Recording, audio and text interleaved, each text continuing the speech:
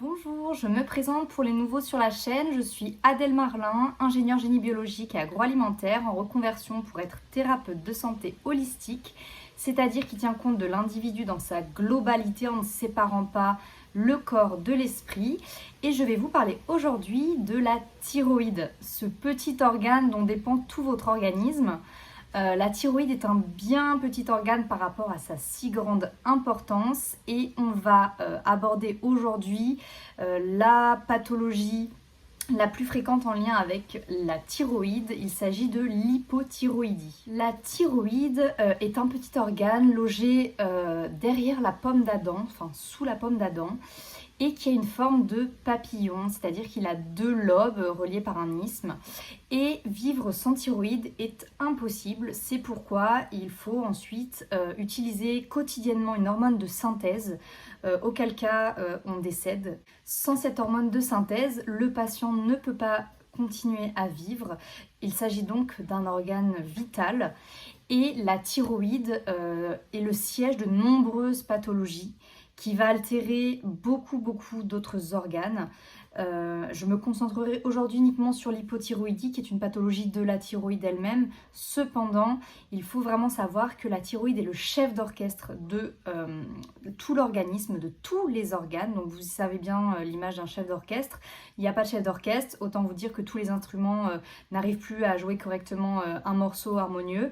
Et bien c'est exactement pareil. S'il y a un dysfonctionnement de la thyroïde, vous pouvez être sûr que tout va partir en cacahuète dans votre corps et je vais vous expliquer quels sont les symptômes, et beaucoup sont des symptômes ignorés et notamment ignorés de la médecine classique. Je parlerai aussi dans cette vidéo de l'importance de l'iode qui est beaucoup négligée et à comment soigner sa thyroïde pour limiter le risque de voir apparaître des pathologies graves et difficilement récupérables, parce qu'il faut savoir qu'une hypothyroïdie fruste, c'est-à-dire en démarrage, qui n'est pas lié à la maladie auto-immune d'Hashimoto, puisque ça peut finir comme tel, est totalement réversible, récupérable. Donc vraiment ne partez pas tout de suite en vous réfugiant vers les hormones de synthèse, allez chercher les causes profondes de votre hypothyroïdie et allez redonner le plein potentiel à votre thyroïde naturellement. Sachez que les signes et les symptômes cliniques l'emportent sur les résultats biologiques. Donc que vous ayez fait une prise de sang ou quoi que ce soit qui vous dise que tout va bien, si vous présentez les symptômes cliniques, non, votre thyroïde ne va pas bien. Et c'est totalement réversible, on peut traiter ça. Par contre, ne vous fiez pas uniquement aux résultats biologiques, fiez-vous vraiment à vos signes et symptômes cliniques, à votre état de santé au quotidien et pas à l'image de votre sang à un instant T. Parce qu'en plus, en médecine allopathique, les normes laboratoires sont vraiment larges et souvent ce que l'on recherche dans les prises de sang est assez réductionniste. Par exemple, en médecine fonctionnelle que j'étudie, la TSH doit être inférieure à 2, grand maximum de 2. Alors qu'en médecine allopathique, c'est bien au-delà pour pouvoir dire qu'on a une hypothyroïdie.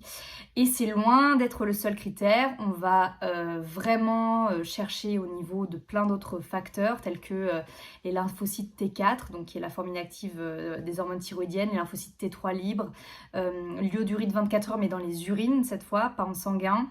On va regarder tous les cofacteurs, tous les nutriments, tout ce qui peut générer un ralentissement de la thyroïde, puisque c'est comme si vous avez un moteur mais que l'on ne met pas d'essence, forcément ça ne peut pas fonctionner et ce ne sera pas le moteur qui est en panne, c'est juste qu'il n'y aura pas d'essence dedans.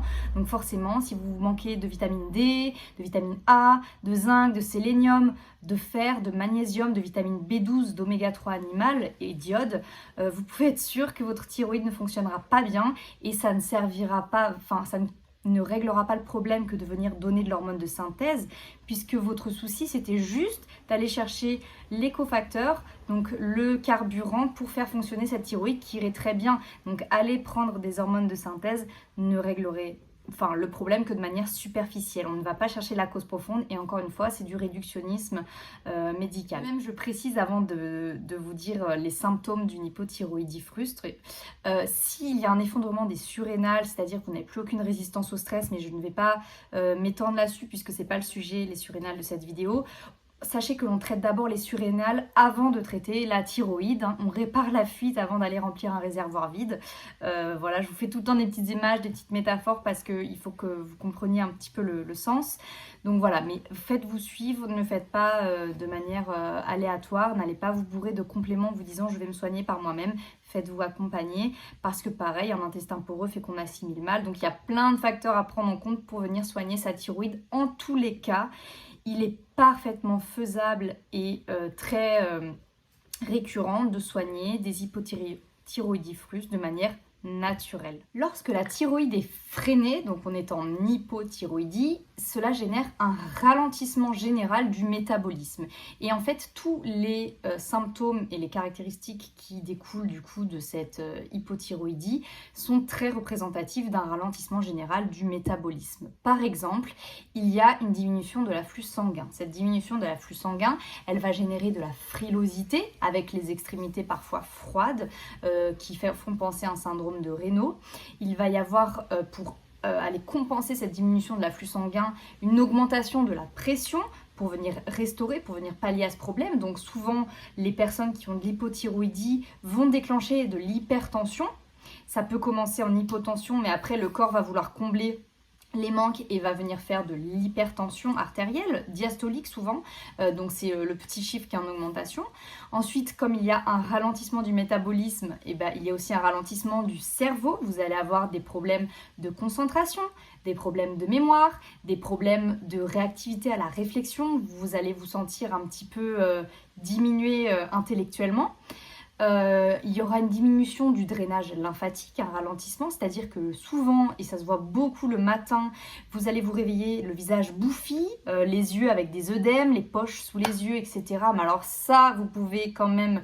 Il y en a beaucoup qui pensent que ce sont des allergies aux acariens et à la poussière, machin bidule. C'est très souvent de l'hypothyroïdie, enfin une thyroïde freinée. Ensuite, il y a du coup les varices. Il y a la rétention d'eau avec du coup vous savez les jambes gonflées par exemple quand il y a des chaleurs surtout. Voilà, donc comme je le dis, vous n'êtes pas obligé de cumuler tous ces symptômes, je vais vous en citer encore d'autres.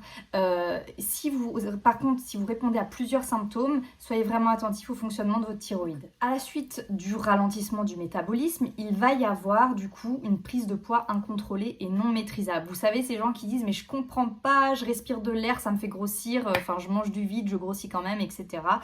Eh bien oui, en fait, votre métabolisme étant ralenti de manière primaire, vous allez être en mode survie et du coup vous allez stocker et vous pouvez faire ce que vous voulez dans le manger moins, ça ne viendra pas changer le fait de prendre du poids ou de stagner dans le poids, de ne pas réussir à perdre du poids. Par contre, il y a des gens qui ont de l'hypothyroïdie et qui sont parfaitement fins, sans aucune prise de poids, comme il y a des gens qui ont du diabète de type 2 et qui sont minces. Ça n'est pas du tout une vérité absolue. Ensuite, il y a les problèmes de ralentissement du transit et de ralentissement du coup de la digestion, donc ça génère de la constipation. Il y a donc, comme je le disais, une augmentation due au ralentissement du métabolisme, il va y avoir une augmentation du cholestérol. On va souvent se rendre compte qu'on a un diagnostic de taux de cholestérol trop élevé, mais en fait cela vient de la thyroïde. C'est donc un effet secondaire qui en découle. Ensuite, il y a la fatigue. Alors là, la fatigue chronique, elle est là. Et beaucoup en fait vont masquer leur fatigue chronique, ne vont pas se l'avouer, en étant tout le temps dans l'action. Pourquoi est-ce que les hypothyroïdiens ont besoin d'être tout le temps dans l'action? Parce que sinon ils se sentent rouillés. Donc ils vont être tout le temps dans l'action pour pouvoir maintenir un niveau d'énergie relativement stable et constant. Mais en réalité, ils sont dans un état de fatigue chronique. Il y en a certains qui se l'avouent et qui sont réellement dans un état de fatigue chronique. Mais voilà, ce sentiment de se sentir rouillé si on n'est pas dans l'action, c'est très symptomatique. Pas ou peu de sudation. Alors quand vous avez des difficultés à suer, vous n'êtes pas surévolué, c'est pas génial parce que du coup on va sentir bon, c'est parce que très souvent votre thyroïde est freinée. Et je parle en connaissance de cause, depuis que ma thyroïde va mieux, bon moi c'était une très légère hypothyroïdie, j'ai jamais eu de problème de poids, etc. Par contre effectivement parmi mes symptômes, j'avais le fait de ne pas avoir de sudation, et bien maintenant c'est revenu et en fait je suis super contente parce que ce n'est que par la sudation qu'on peut évacuer certaines toxines et notamment les métaux lourds. Ensuite des fluctuations d'humeur et de la déprime. C'est très caractéristique d'une hypothyroïdie. La voix plus rauque et notamment le matin. La chute de cheveux. Les ongles fragiles et un indicateur super, c'est, alors ça ne le fait pas à tous, mais sachez que ceux qui ont ça, vous pouvez être sûrs presque, c'est la raréfaction du tiers externe du sourcil. Vous savez, il y a des gens là qui commencent à perdre leur poil du bout de sourcil. Alors là, c'est quand même assez fiable pour dire que vous avez une thyroïde freinée. La baisse de la libido. La baisse de la libido, voire l'absence de la libido si on va plus loin dans l'hypothyroïdie, c'est vraiment un bon indicateur. Aussi, ça perturbe les hormones sexuelles, donc on va avoir plus de syndrome prémenstruel, on peut avoir des règles aussi douloureuses, abondantes. Alors, c'est pas une obligation d'avoir tout ça, mais ça en fait partie. Ensuite, la qualité du sommeil. La qualité du sommeil va être altérée et on peut même faire de l'apnée du sommeil. Et aussi, comme ça ralentit le métabolisme, eh bien, on a un débit cardiaque qui est moindre, avec un cœur qui bat plus lentement et souvent un essoufflement associé. Enfin, j'aimerais aborder un sujet, alors là on est déjà sur, je pense, de l'hypothyroïdie un peu plus que fruste, mais ça peut encore être réglé de manière naturelle, c'est le goitre. Le goitre, c'est ce fameux Priator double menton. Ce n'est pas un vrai double menton. C'est juste que votre thyroïde se situe sous la pomme d'Adam et elle va gonfler. Que ce soit des nodules ou pas, elle va gonfler parce qu'elle est en sur-régime, parce qu'elle est tellement freinée qu'elle essaye de compenser. Et vous allez avoir du coup le cou qui est augmenté. Et on va vous dire que vous avez un double menton. Ce n'est pas toujours un vrai double menton, c'est souvent un goitre. Et ce goitre, moi j'arrive à le voir chez beaucoup de gens autour de moi. Et même chez des gens minces, parfois il y a des goitres. Donc regardez bien cet indicateur. Il peut y avoir aussi les infections respiratoires type ORL à répétition, puisque ça ralentit le métabolisme et donc ça vient altérer l'immunité. Et aussi, il peut y avoir des migraines réfractaires à tout traitement préventif. Pensez à votre thyroïde potentiellement. Aussi les raideurs musculaires et crampes qui sont intensifiées le matin au réveil. Le gonflé et l'absence de règles peuvent être aussi des symptômes liés à la thyroïde freinée. Dans cette vidéo, nous avons abordé les signes à repérer qui évoquent une hypothyroïdie et donc les symptômes. Dans la prochaine vidéo, vous verrez les causes, les conséquences ainsi que le mode de vie à adopter au niveau alimentaire et même au-delà de manière holistique pour prendre soin de sa thyroïde et éviter ou résorber une hypothyroïdie fruste. Au revoir!